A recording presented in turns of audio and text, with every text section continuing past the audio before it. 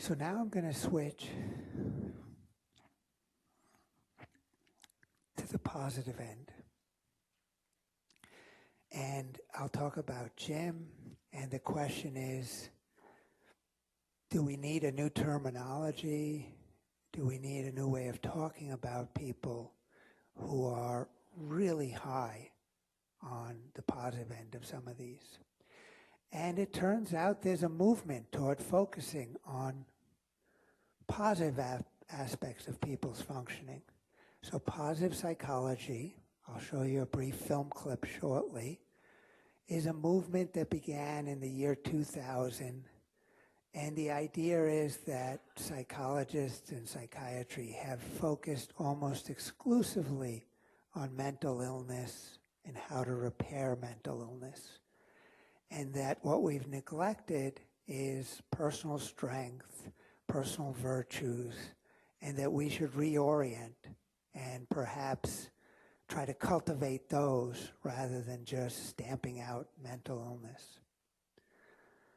So the leader in this field is Martin Seligman and Chris Peterson, and they've suggested that we should have a new taxonomy independent of the big five traits, and they call it virtues and character strengths. And the way they developed their taxonomy is by looking at a large collection of philosophical and religious texts and identifying the way extraordinary people were described. What kind of adjectives did Jesus use? Did Muhammad use? Did Confucius use? And they collected all of the terms that have been used to describe people very positively. And then they went through a process of trying to put these in different categories.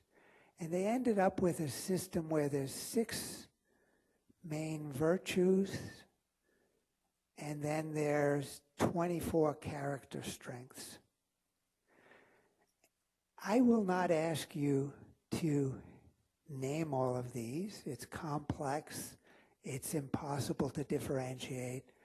And I'll soon tell you that I think it's pretty much useless. But this is what the system looks like. You could do this test online. It's free, and you'll find out what your 3 key character virtues are. I did it, but I did it as if I was JIm Halpert, because I always wished I was JIm Halpert and that I met Pam and I was living in that world. But I'll show you what the results are for JIm Halpert. But the names of the virtues are transcendence, temperance, justice, humanity, courage, wisdom. And again, these were derived from religious and philosophical texts just by organizing all the terms into categories that seem to make sense and then measuring each category in a dimensional way. So it's called the VIA classification of strengths, and each person gets a unique character profile.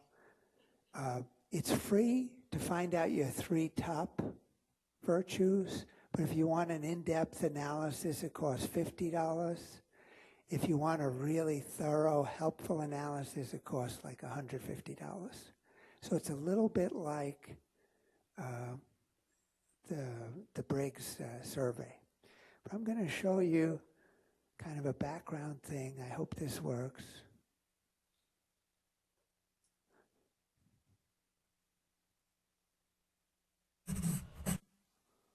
Positive psychology is the scientific study of what makes life most worth living.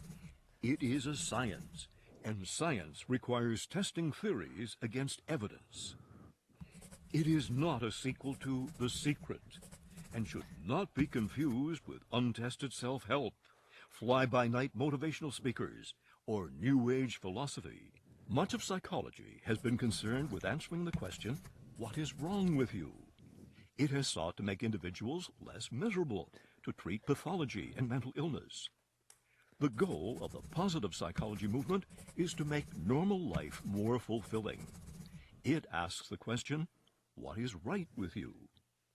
Instead of trying to help a patient go from -8 back to 0, the goal is to help individuals move up the other side of the scale. The field is intended to complement, not to replace, traditional psychology.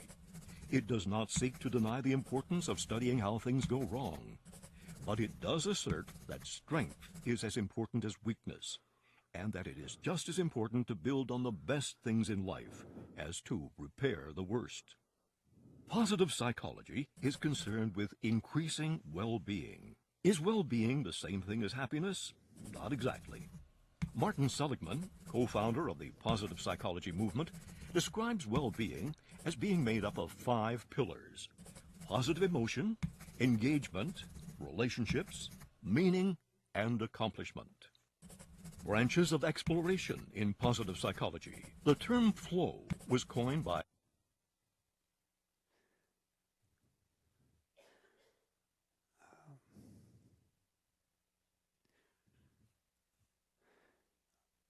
Okay. So positive psychology, that gives you some background. It's a little cheesy. It tries to make the case that it is rigorous, it's scientific, it's not pop psychology. I would say the jury is still out on that, and that there's some positive psychology that I think is very empirically strong. Some of it I have my doubts about. The area I work in is self-determination theory, and sometimes we're pulled into the positive psychology camp because it tends to be an optimistic theory. But I just don't think there's the rigorous years of intensive empirical work that you see with the big 5 traits. And I'll show you where the problems come up. So you can complete the virtues and character strength scale, and you can find out what your profile is. When I completed it for Jim, he scored highest in honesty, humility, and kindness. So he's someone who speaks the truth, but broadly presents himself in a genuine way and acts in sincere ways without pretense. He takes responsibility. He's humble. He lets his accomplishments speak for themselves. He's kind. He does favors and good deeds for others. He helps them. He takes care of them. This does describe JIm Halpert. It's very accurate. It also describes the opposite of Michael Scott. But that's what comes out for JIm Halpert. And I think, yeah, that seems to capture him. Do those characteristics remind you of any of the big 5 traits? Would you guess what other trait this might relate to? Yeah. Yeah.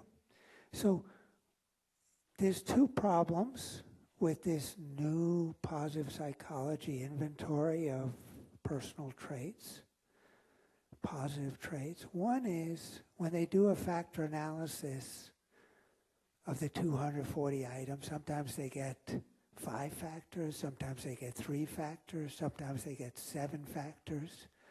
There is no stable factor structure that emerges.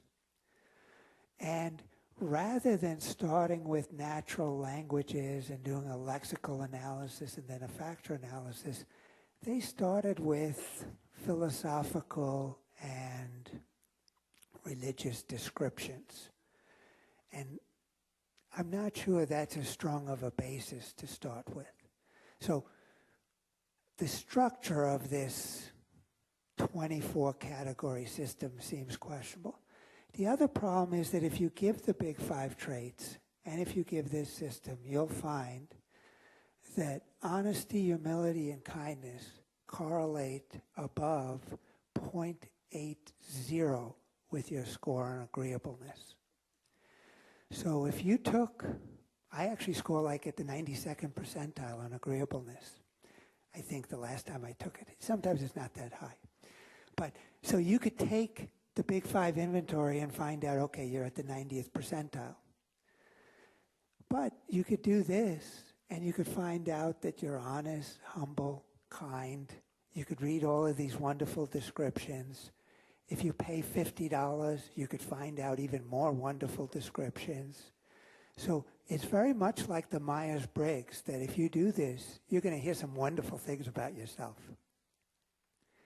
The problem is, it doesn't tell you any more than the fact that you're high on agreeableness.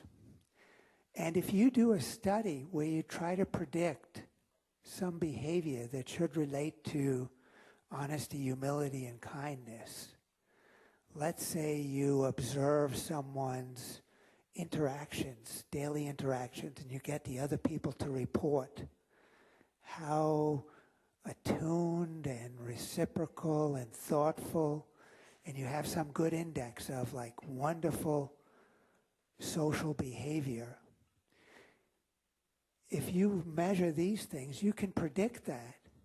But if you first put in agreeableness, these things will not add one iota of predictive value. It's redundant. So it all sounds nice, and maybe it helps you tell a better story. But the Big Five trait of agreeableness captures these. And their other virtues are captured by other Big Five traits.